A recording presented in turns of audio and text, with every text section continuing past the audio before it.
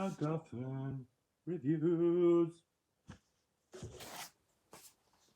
John Wick 2. He's back. He's back and he's badder than ever. This is the sequel to John Wick 2014. This is Chapter 2. Chapter 2 in this life story of Jonathan Wick. 2017 this movie is from. And this is going to be a spoiler warning. Spoiler warning. And more, you're going to get more guff in this. A lot more guff about John Wick. Okay. So Keanu Reeves is back as John Wick. Keanu Reeves, more action. He was in Speed, Point Break, The Matrix 2, 1, 2, and 3. So yeah, he can do action.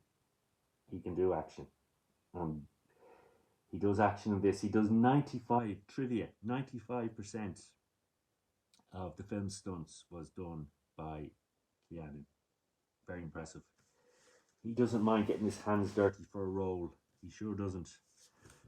Okay, so what else do I need to talk to you about this? Let's see. Let's go through this. John Wick. This starts off with John Wick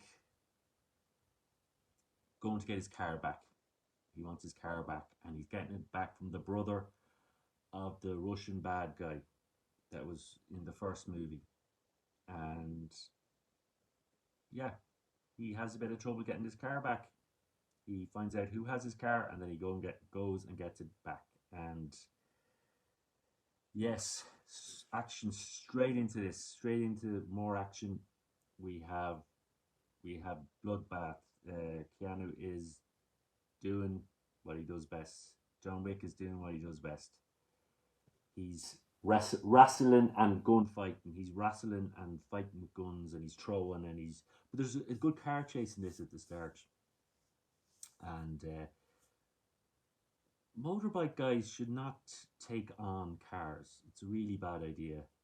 Don't get into road rage if you're driving a motorbike with someone in a car. Don't do it. Bad idea. Okay, our director is Chad Stahelski. Now he was a stunt coordinator before he was a director. So he worked on movies such as The Crow as a stunt double for Brandon Lee. He also worked on The Matrix 2 and 3, 1, 2, and 3, and Spider-Man 2, and a lot more. That's just the tip of the iceberg. So he's well used to action. He's now directing. He co-directed the first movie with David Leitch.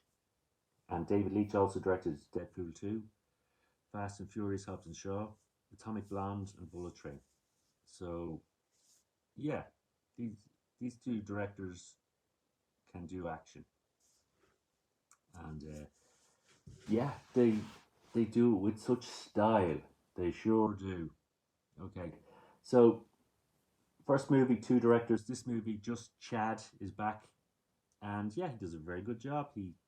We're getting more bang for our buck. What sequels promise is more action, up in the game, and you get that with this movie. Now, one thing I just want to mention in this is the cinematography by Dan Lawson. And he does a lot of work for Guillermo del Toro. So it looks great. This looks great. It looks like a Esquire magazine action movie.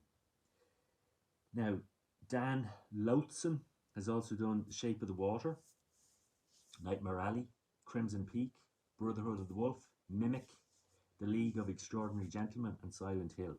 So he can make a movie look good, and this looks good. There's some nice, we go to Italy in this one, and yeah, it really works well. It's some great style. I mean, when you want to see John Wick working, doing his job, you want to see it in style and beauty and nice cinematography, and you get it with this movie. Okay, so John Wick gets his car back. He buries his guns in the garage. He's playing with his new dog. Everything's okay. He's got his revenge, and he's settling down for a quiet life. But there's a knock on the door, Santino D'Antonio arrives, and he's played by Riccardo Scamarcio. Scamarcio? Scamarcio. Anyway, so he's heard that John Wick is back doing what he does best, and he wants John Wick to fulfill a marker that he has, that John Wick has made him a promise. And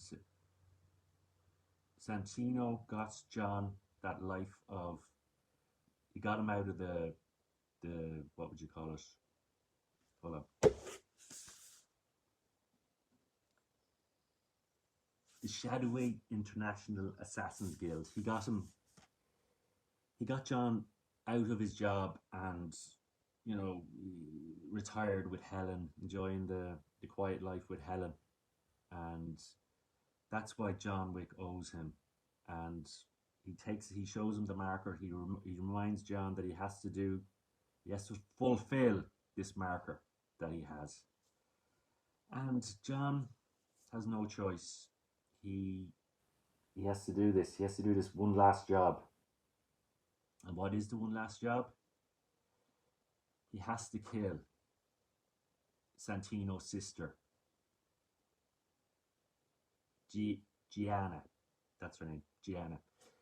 So he has to kill Gianna, and Gianna is part of the head table, the bosses of bosses. She's one of the high table council members, and Gianna is played by Claudia Gerini. So this is a big deal for John because she's well protected and she lives in Italy, and he has to go to Italy to take her out. There's no getting out of this. He has to do this. But John says no. He says, I'm not doing it. I don't want to go back into the life again. And Santino leaves, and he fires missiles into John's house, and that gets John angry. So John Wick is going to do this. He's going to get this. He's going to fulfill the marker, and once he does it, he's going to get this guy back. Because he's free of the marker and he's free of the job, and then he can go after Santino. Okay, so Santino. First of all, we go to Italy. Gianna's having this big party for her ascension into the high table, and John Wick strikes. There's a very big gunfight, bigger than anything you've seen in the first one. We have Common plays one of her bodyguards, and he plays Cassian, and you've seen him in Wanted, Suicide Squad, Smoking Aces, Terminator Salvation, Street Kings. Keanu Reeves was in Street Kings. Okay, so John Wick, he does his job. He takes out Gianna, and then of course Santino turns on him. Santino gets his guys after John Wick, and of course John Wick survives. So that's the big way in for John Wick, way back into the more killing for the second film. There has to be a reason to get him back in the game. So now John Wick wants revenge on Santino for turning on him. And Santino knows that, he hasn't got enough people to keep John Wick away. So what does he do? He takes out a 7 million bounty or contract on John Wick by the guild that he's in. And he also says he has to show face that he wants to get the man that killed his sister, trying to cover up for what he's just done. So all the assassins now are after John Wick. John Wick is back in New York, and when he does get back to New York, all the assassins are after him. One thing I didn't mention about this is written by Derek Kolstad, who also wrote the first one.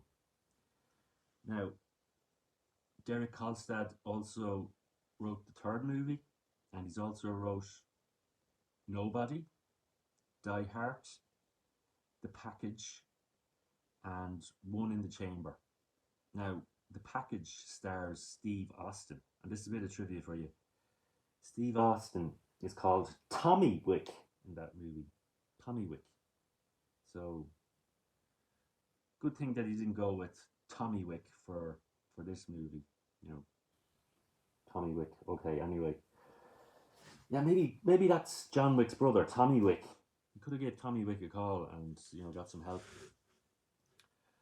Okay, where was I? Yeah, Jesus, I'm veering off course here. So we have John Wick back in New York. The assassins are after him. They all want the 7 million, and there seems to be a lot of assassins in New York. Busker assassins, sumo assassins, you name it. There's an assassin out there. So they're enriching the world of John Wick. We see the what would you say, when Santino calls in the hit on John Wick. What did they call it? Anyway, all the women in the office have got tattoos and glasses and their hair's up, and all the people in the office. So that's a bit weird. That's a bit silly. Do you not think? A bit silly. Why would everyone? You have to have a tattoo if you want to work here. Okay, I'll go and get one so I can get the job. And yeah, that's a bit weird. That's a bit silly. But anyway, minor thing, minor problem. Okay, so John Wick is in trouble. He's getting all these assassins after him. He gets shot. He needs some help. We learn a new part of this underground crime thingamy. We have the Bowery King, played by Lawrence Fishburne, who helps John Wick, and all the people that work for him look like what would you say, street people that live on the streets. And so Lawrence Fishburne is playing the Bowery King, and we've seen Lawrence Fishburne in the Matrix movie, so a little bit of reunion there. Yes. Morpheus. Okay, so Contagion, Mystic River, Man of Steel, Predators, Event Horizon, What's Love Got to Do with It, Apocalypse Now, Lawrence Fishburne, great voice. He's a great voice, and he's a great character in this. And Keanu's got him back for playing the Bowery King, who helps John out, and John uses this line that Santino will want to take over New York, and that if he does that, there's going to be a war with the Bowery King, because the Bowery King's going to fight Santino. And John says, look, if you give me a gun, I'll take out Santino. But of course, if John takes out Santino, another person in the high table, he's going to be, I suppose he's going to get in trouble. But anyway. Okay, so Bowery King helps John. He gets him to where Santino is, which is in a museum, and all hell breaks loose. More big gunfights. John Wick is taking out all the bad guys.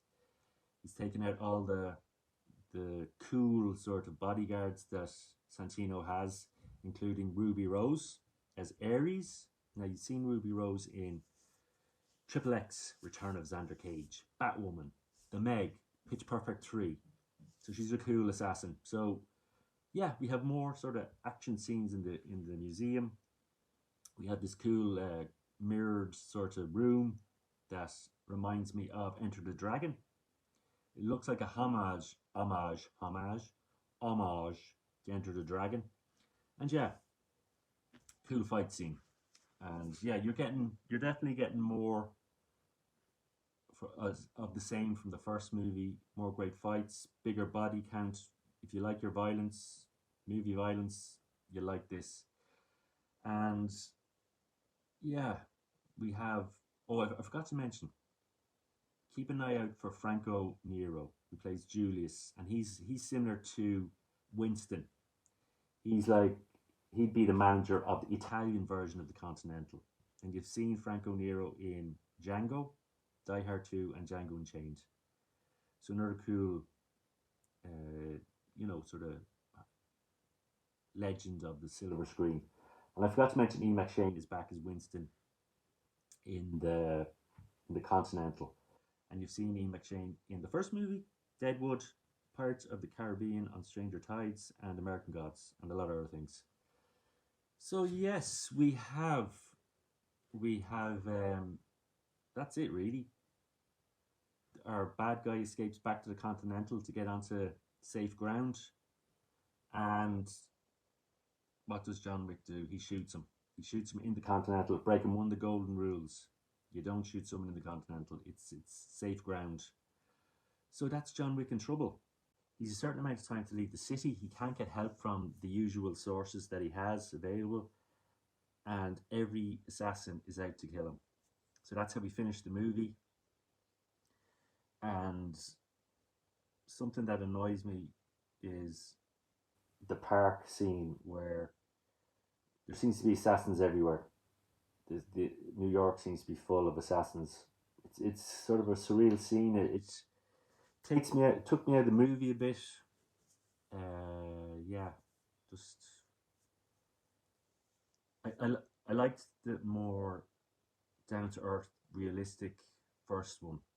That and this sort of takes me out of that's trying to build an assassin world, a strange underworld, and yeah, not into that too much.